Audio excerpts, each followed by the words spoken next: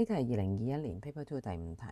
嗱，咁佢咧就提到咧，如果 x 咧就係如果攞到兩個 decimal place 咧，佢就會等於6.24啦。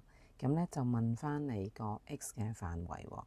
好嗱，咁咧其實就係睇翻咧，如果兩個小數位嘅話咧，咁即係去到0，準確到0.01啦。咁個 maximum error 咧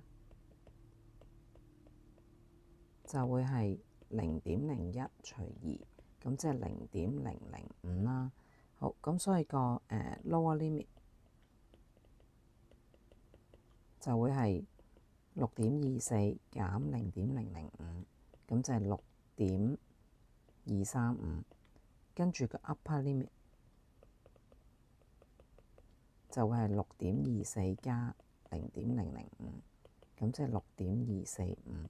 好嗱，咁記住咧，寫翻個 range 嘅時候咧，嗱呢兩個都係好似噶嘛，咁咧記住係左邊嗰個有等號嘅，窄界呢個要，跟住右邊嗰個咧就唔要窄界嘅嗱，因為咧你諗下佢如果呢個窄界呢個咧，佢呢個進咗做兩個小數位嘅話咧，咁就係6.24嚟噶嘛，呢個咧。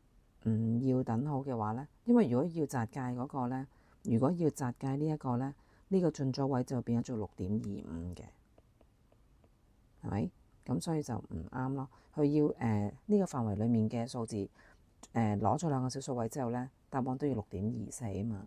咁所以咧，記住係要左邊嗰個要有等號，而右邊嗰個咧係冇等號嘅，咁就唔好揀錯。咁所以答案。